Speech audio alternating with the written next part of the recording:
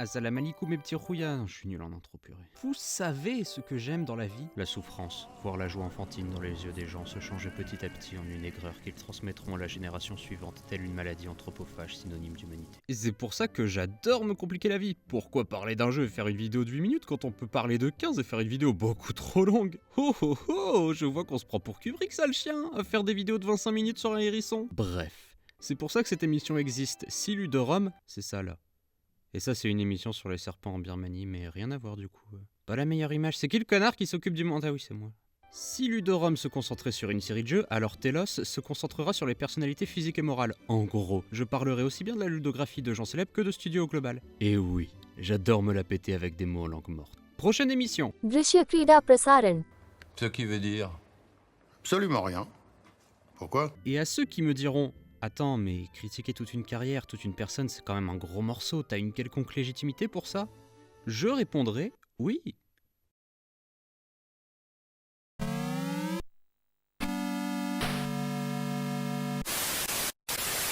Alors pourquoi VanillaWare? Eh bien 3 raisons très simples. Première raison, le premier numéro était censé être sur Goichi Suda, sauf que le retard de la vidéo commence à me pomper vu qu'elle était censée sortir en même temps que No More Heroes 3. Comment faire pour que les gens m'aiment alors que moi-même je me déteste tant? Deuxième raison, voyez-vous, ça, c'est un graphique. Sur ce graphique, vous pouvez voir deux axes. L'axe des X représente la popularité des jeux traités, et l'axe des Y représente mon énorme melon, et la gloriole, en un seul mot, que cela peut me procurer. Mon but, voyez-vous, étant de taper pile au milieu, en traitant à la fois de jeux pas trop connus pour pouvoir me la péter en disant: hé chérie, tu savais que j'avais un compte sens critique?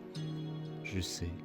Moi-même j'adorerais pouvoir me suivre. Tout en parlant de trucs un minimum connus et un minimum bien surtout, faudrait pas finir au bout de 50 bouteilles sur YouTube avec une à la main justement à dire: et vous connaissez Linda Cube et Is, ça c'était des vrais jeux de mon temps. Il est décédé malheureusement. Jouer uniquement à des vieux RPG chiants pour paraître unique et spécial, vous savez madame.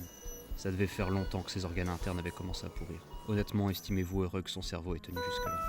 Raison numéro 3, vous ai-je déjà dit que ma vie était à chier? Cette vidéo est un créalat, abonnez-vous. J'ai pas votre temps, je suis pas au chômage comme vous. Enfin si, mais c'est pas pareil.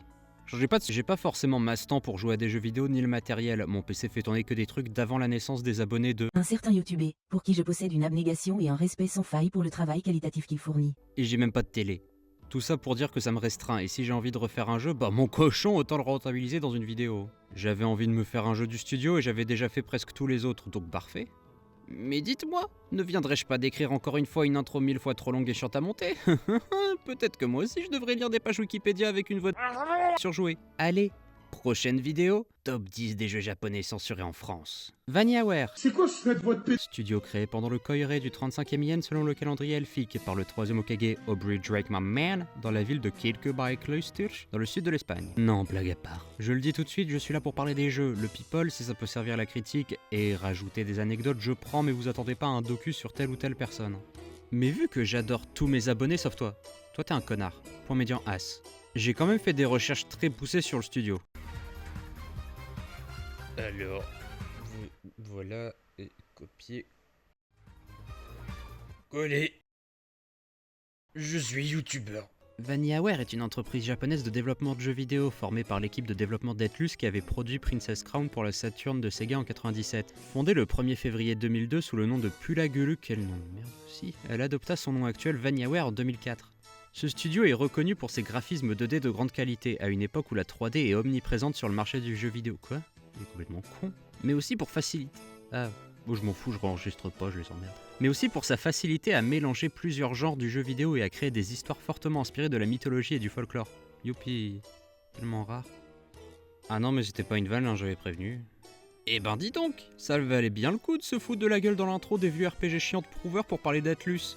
Voilà, donc critiquer Atlus et ainsi ruiner sa carrière sur YouTube, c'est fait. On va découper la vidéo en deux parties. Plutôt que de parler des jeux par ordre chronologique, on en parlera par genre. D'abord les beat'em up, puis les tactical pour éviter de faire des allers-retours. Mais du coup, vite fait, il vaut quoi ce Princess Crown? Bah déjà, problème du jeu, disons qu'il est un peu trop japonais à mon goût. Non, pas japonais dans ce sens-là, plutôt dans ce sens-là. Ouais, voilà. Après c'est Atlus en 97 quoi. Hein. Que vous avez de la chance que je sois parfaitement bilingue en japonais. Kono Bangumi wa Goran no Sponsa no Tekyode Okurishimasu. Je suis pas bilingue en japonais. Le jeu n'est pas terrible, j'y ai pas énormément joué parce que ça m'a très vite gonflé, mais le tout est d'une lenteur atroce pour le dire en mettant les formes, on se fait chier la nouille. Les combats durent des plombes, il y a une rigidité de ceux-ci très dure à tenir, l'on joue une petite fille qui se bat avec une lance de joute qui fait 2 fois son poids, et on a l'impression de jouer une petite fille qui se bat avec une lance de joute qui fait 2 fois son poids, sauf que c'est pas fun du coup. Les animations sont trop lentes et on a limite l'impression que le jeu serait meilleur si on le mettait en x2, puis j'ai testé et je me suis rendu compte que c'était vrai, le jeu est plus fun en x2, en gros un jeu Atlus. L'aile. Même le menu et les contrôles sont chelous, genre les spéciaux qui se font en pressant bas pendant une attaque et je parle pas du level design, c'est simple, y en a pas.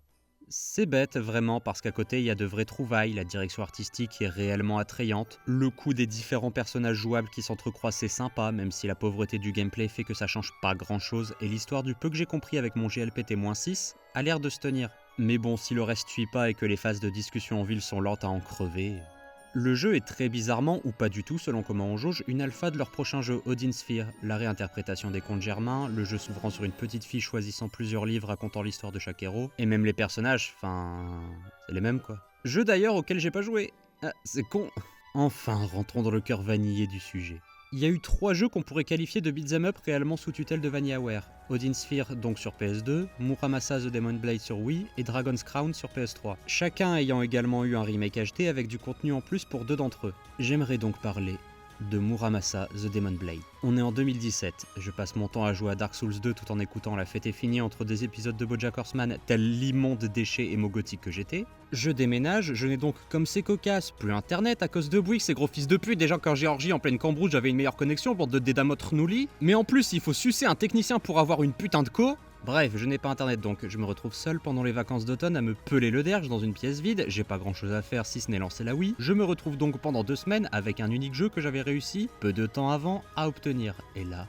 Bah c'était bien, abonne-toi. J'adorais réellement ce jeu, ça a été un de mes jeux favoris pendant des années, c'est fun, c'est immédiat, c'est diversifié, le jeu te donne continuellement l'impression de bien jouer même si t'es à chier, le scénar est imbitable, du coup t'as une excuse pour zapper les dialogues au bout de 2 minutes, tout ce que j'aime quoi. Je suis japonais, Tomo, je suis fils du soleil levant. Arigato. Le jeu se divise cette fois-ci en 2 scénarios, le garçon en bleu et la fille en rose. C'est assez difficile de résumer un beat'em up sans dire juste « bah c'est fun, joue-y ». Je suis pas friand de beat'em up déjà parce que je suis nul, mais surtout parce que ça me frustre vite de me faire enchaîner le cul pendant que je suis occupé avec un mec devant. Là, y a pas vraiment ces problèmes, tout s'enchaîne à la perfection, roulade, coup sauté, spécial, changement d'arme, BA, quart de cercle avant gros point, sans crudité à emporter, merci chef. C'est juste vraiment dommage que le perso soit encore une fois pris de lourdeur, surtout avec les coups aériens qui donnent l'impression de faire s'envoler l'héroïne pris par l'inertie du poids de sa propre arme. Et les katanas qui se cassent trop facilement. Et le farm intensif pour débloquer les armes avancées. Mais à part ça, et aussi faites le jeu en mode débutant, sinon les boss sont des sacs à PV de l'angoisse. Mais à part ça, et surtout, évidemment, point le plus fort de VanillaWare, l'éléphant dans la pièce dont j'ai pas encore parlé, c'est beau putain! Mate-moi ces sprites, mate-moi ces boss. Filme mes pieds! Mate-moi ces muscles. En plus, le côté crayonné rend si bien hommage aux estampes japonaises, se mariant parfaitement à l'esthétique édoïste du jeu. Ça tombe bien, j'adore le Japon féodal, c'est totalement faux! Je hais cette période, mais justement, vous imaginez même pas comment c'est galère de me faire aimer un jeu se passant au Japon classique. Même au Kami pour vous dire je rompiche. Mais alors je rompiche très fort. Après c'est vrai que j'ai rejoué pour la vidéo et la lourdeur du gameplay m'a sauté à la gueule bien plus sauvagement que lors de ma première partie. Mais bordel, regardez-moi cette cochonne! Là! C'est à moi que tu parles. Oh, il le traite de C'est à porc. moi que tu parles. Erreur fatale. C'est à moi que tu parles. Ça va chauffer. On m'appelle. Si seulement on pouvait faire le même jeu en plus long avec plus de contenu et dans une esthétique qui m'intéresse plus. Bon ok, j'ai menti tout à l'heure. J'ai dit que j'avais pas touché à Odin Sphere et c'est vrai, promis. Mais j'ai touché au remake, comme dit la plupart des jeux ou en remake, et malheureusement ça m'embête un peu parce que sur les 6 jeux du studio, il y en a eu 3 qui ont eu un remake version plus, un qui était plus une sorte de remaster Definitive Edition, et dans le lot j'en ai fait 2 en vanilla et 2 en remake. Et j'ai pas forcément ni l'envie ni le temps de me taper l'autre version de chaque jeu pour comparer. Après, pour le jeu qui nous intéresse, de ce que j'ai pu lire, la version premium semble être vraiment meilleure et corrigée que l'original. Donc excusez-moi de parler ici du premier jeu après son grand frère. Odin Sphere Left Riser, nom désignant le dernier couple d'humains survivant après le Ragnarok. Cette info sert à rien, mais mon pote, j'ai pas fait 2 ans d'Islandais pour rien, on va rentabiliser le temps perdu. Il y a une chose extrêmement plaisante chez Vanille Chocolat, c'est de voir à quel point ils évoluent et que chaque jeu est plus fourni que le précédent. À quel point tu as l'impression qu'ils écoutent leurs fans et leurs critiques pour essayer à chaque jeu d'offrir une meilleure expérience, encore plus plaisante que la précédente. J'adore vraiment Odin's Fearless Racer, qu'on va appeler ODD pour faire plus simple. Le jeu, je lui fais des choses. Je l'invite au McDo, le jeu. Et je paye le McBacon au jeu, c'est dire. J'avais dit en parlant de Muramasa que c'était un de mes jeux préférés au passé. Malheureusement, même si je trouve que l'esthétique globale est bien meilleure, la lourdeur des combats et la nécessité de farm avaient un peu fait tomber le jeu des mains. Celui-ci par contre corrige tous les défauts. On revient avec plus de personnages, étant pour le coup vraiment unique.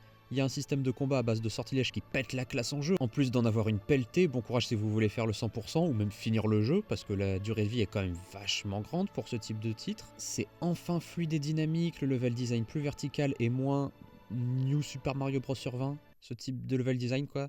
Moi, j'ai choisi le dessin. Le scénar est bien plus digeste et compréhensible, faut dire aussi que j'ai toujours eu énormément de mal avec les prénoms japonais, ça aide pas. Et surtout, il est foutrement bien, hein. Alors que c'est un beat'em up quoi, il y a des jeux qui se vendent entièrement sur leur scénar alors que celui-ci ressemble aux fanfictions League of Legends que j'écrivais au collège. Scénar que je vais pas vous résumer parce que je m'en bats les couilles. Écrit par George Kamitani, l'un des grands noms du studio qui s'occupe d'écrire la plupart des jeux et qui pour celui-ci s'est évidemment inspiré de la mythologie nordique dans laquelle il avait plongé étant enfant après avoir joué à The Black Onyx. J'ai voulu essayer le jeu, le problème étant que j'ai une vue assez sensible et que...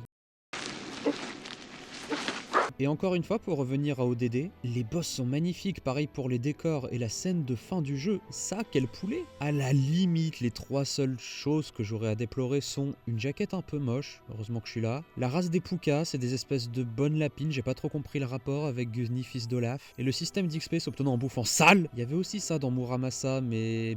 vraiment très différent et ça servait finalement à rien. Après le système d'XP de Muramasa, j'en parle là parce que j'ai déjà enregistré la première partie donc flemme de refaire, mais si j'ai bien compris, d'après ce que j'ai pu expérimenter en jeu, quand on perso XP ça rend aussi les ennemis plus puissants. Du coup ça sert à rien, bah là y a pas ça, c'est bien. Vraiment le jeu est incroyablement présent donc j'avais qu'une hâte, c'était d'imaginer dans quel univers le prochain aurait pu être. Vous imaginez le nombre de cultures et d'esthétiques qu'on pourrait créer sur ce genre de visuel 2D? Un jeu se passant dans les forêts précolombiennes, en Chine antique, dans un Moyen-Âge sud-européen bien sale, dans des déserts orientaux ou au sein des royaumes subsahariens. Ah oui, non, pas ça, du coup, j'avais oublié que c'était à la mode de mettre des personnages noirs dans les jeux vidéo juste pour se donner bonne image. Mais quand il s'agit de réellement faire des univers se passant dans des royaumes africains, d'un coup votre ethnocentrisme latent tend à considérer ces univers comme pas vendeurs et chiants, pour peu que vous ayez conscience qu'ils existent. Assassin's Creed en Éthiopie ou Omalis ou Massa Moussa? Lol, c'est même pas un vrai prénom. Non, on va plutôt faire ça au Japon. Et foutre un no-name que personne ne connaissait avant une série de merde pour pouvoir capitaliser sur du bad buzz. Je dénonce LOL et je digresse aussi. Et même si c'était pour des mauvaises raisons, les Japonais ont raison de faire ce qu'ils ont fait. C'est bon, j'ai fini. Du coup, le prochain univers choisi par la firme sera un univers médiéval fantasy basique de jeu de rôle papier. Ok, choix d'un côté pas vraiment audacieux et d'un autre, je sais pas, c'est logique, mais j'ai aucune putain d'idée de pourquoi ils ont pris ça. Au moins, ce qui est bien, c'est qu'on a enfin une esthétique locale. C'est Bar-sur-un-temps le clodo, ces ruelles malfamées où on risque de crever à chaque coin de rue, avec ces vieillards bizarres qui ont l'air d'avoir connu des haramiades dont même Mammon, prince des enfers en personne, n'oserait imaginer. Voilà, ça c'est ma France, ça c'est ma culture, make Pinard great again. Ouais. Alors je précise, je sais que le casque fait anachronique, mais mes Tête de crapaud. ressemblent à des lampes magiques, alors on se contentera d'un casque de légionnaire. Tuez-moi, je représente Sonic. Enfin, pour revenir au jeu, j'ai l'impression de dire ça tout le temps. Toujours est-il qu'on garde la même formule. On change juste le décor de Japon moribond à Donjons et Dragons, troquant les katanas pour des haches barbares et les Muscle, muscle. le joueur ayant le choix entre plusieurs personnages. Le combattant, le nain, Brothers of the my rejoice. le sorcier, le nain, l'elfe, le nain, Razor picker, razor boy. Nanba le clodo armé de sa légion de pigeons et de son culte M1911, pour faire taire les rageux et les baqueux qui lui demanderaient son titre de séjour, le nain, l'enchanteresse, le nain et l'amazonesse. Bon, pause, je préfère en parler à part comme ça sera fait et je veux pas non plus qu'on me reproche de minimiser le problème. On va faire un aparté sur la vision et la place de la femme dans leur titre. Si vous en avez rien à foutre, vous pouvez sauter au timecode. On n'est pas tous sur YouTube pour ça et je suis le premier saoulé quand des youtubeurs qui font des tops sur des meilleurs morts de manga ou des vlogs lifestyle s'improvisent Che Guevara. En rapide, c'est un problème complexe la représentation des femmes chez VanillaWare. Beaucoup de leurs protagonistes sont des femmes, mais elles sont souvent relayées à des caractères doux candides de femmes rêvant de mariage. Histoire de mariage commençant souvent par des noces arrangées pour finir par des fiançailles d'amour, qui est un trope scénaristique qui perso me met un peu mal à l'aise. Même si, oui, il faut quand même avoir une certaine légitimité historique. Il y en a qui sont émancipées et indépendantes, mais soit elles se font buter, soit elles ressemblent à ça. Le physique aussi bien des hommes que des femmes est exagéré, mais est-ce que c'est vraiment possible de mettre sur un pied d'égalité des énormes muscles et des énormes grosses Bertha Kurtz, Marine Cannon, 12 Model Gamma Murder? Pas sûr en termes d'utilité. Après, selon un pote à moi, ça serait parce que, je cite, Leurs tétés servent de réservoir magique. L'Archem, mec, l'Archem. Il y a beaucoup de nudité féminine et masculine équitablement. Alors déjà, dans le cas de 13 Sentinels, un de leurs derniers jeux, ça reste des ados. Sans tomber dans la panique morale, j'en ai globalement rien à battre, ça reste pas ouf. Et le LOL Japon légitimise pas du tout. Pour le reste, c'est vrai que j'ai quand même l'impression que la nudité féminine reste plus érotisée, mais j'ai forcément un biais cependant. Donc je sais pas, réelle image un peu dégueu de la femme, style graphique caricatural qui voudrait ça, volonté assumée sans mauvaise pensée derrière, à vous de juger. Moi perso je le pointe parce qu'ils le font, lol, et parce que quand même putain. Mais perso, pour avoir joué à des jeux outrageusement plus sexistes et pour être assez justement, sans dire engagé, saoulé, voire remonté contre la représentation des femmes dans les jeux vidéo et les mangas, enfin contre la représentation dégueu, hein, j'entends, voilà. Genre, purée, Xenoblade Chronicles 2 quoi. J'aurais tendance à dire que ça va en vrai si on compare au global. Mais bon, la barre est tellement basse. Et je suppose vraiment que ça dépend de l'appréciation de tout à chacun. Et je comprendrais que ça puisse bloquer. Son gros pied dans ma bouche, enfin bref. Ça c'était mon avis sur les différents personnages du jeu. Le titre se démarquera, si je puis dire en termes de gameplay, par le fait qu'on ne sera plus sur un plan linéaire, mais sur un plan 2D avec une profondeur. Comme un beat'em up classique. Et ça vient peut-être de ma vue de mec qui a pété ses lunettes il y a un an et qui a la flemme de les refaire, ou du fait que je suis pas extrêmement friand de ça, mais j'ai toujours galéré ma race sur ce genre de plan. Je passe mon temps à frapper trop derrière ou trop devant et ça m'angoisse. D'autant que là on peut vite se retrouver avec énormément de personnages à l'écran car oui, autre gros changement, on a un jeu multi. Trop cool. Enfin trop cool si j'avais des vrais amis avec qui jouer et pas des mecs qui ont la capacité de concentration d'un marsupilami sous isoprénaline, qui préfèrent jouer 8 heures d'affilée à Arms ou Smash plutôt que de tester des nouveaux trucs. Donc j'ai pas testé le multi, mais franchement ça doit être fun hein. Les différents personnages sont vraiment différents et leurs compétences se marient bien entre elles, chacun ayant sa réelle capacité. Vous avez vos mains, moi j'ai le mien. Le serpent qui rampe sur le sol aura beau rêver de parcourir les cieux, son vœu ne sera jamais exaucé. Tu n'es pas le Sasuke que tu pensais être. Malheureusement, on va arriver au gros souci du jeu, c'est beaucoup plus répétitif que précédemment. Le problème étant que le jeu demande de refaire des missions précédentes dans le but de farmer et de pas se faire pourrir le fiac à la moindre salle, couplé au fait que monter un perso en termes de level et d'équipement est assez fastidieux. On peut pas, contrairement aux autres jeux, jongler entre les personnages pour diversifier la chose, on se retrouve à être bloqué si je puis dire avec son mage niveau 50, alors qu'on aimerait tester d'autres trucs. Les persos sont assez complets en soi nonobstant, mais bon, faut déjà se taper 60 heures de gameplay pour pouvoir profiter de l'éventail que le jeu offre. Quant à l'histoire, j'aime beaucoup le style rapporté utilisé par le narrateur, qui donne vraiment l'impression de suivre une histoire de JDR. Forcément, le reste est un peu cliché et convenu, mais c'est pas cliché fainéant, c'est le cliché à tonton, le cliché Madeleine de Proust. On sent que les mecs ont vraiment joué à des JDR et ont kiffé le truc. Après, les jeux de rôle médiévaux, même si jusque-là ça s'est pas forcément fait sentir, ont toujours eu une sorte d'emprise dans l'éthos de l'entreprise. Comme une aura qui planerait au-dessus de leur titre, un vieil ami qu'on aurait lâché en bout de course à la sortie du lycée pour divergence de parcours, mais dont les bribes nous guideraient toujours. Avec ça en tête et la volonté de devoir développer des jeux à moindre coût à leur début pour se faire un nom, il était assez normal que VanillaWare oriente une bonne partie de leur titre sur des jeux plus simples de code qui deviendront une sorte d'habitude. 3 jeux que je qualifierais de tactical-like dans le sens où ils reprennent des mécaniques sans vraiment reprendre le genre, ce sera plus simple. 3 jeux sortiront sous cette appellation, le premier étant Grim Grimoire sur PS2. Et Unicorn Overlord, mais j'en parlerai à la fin.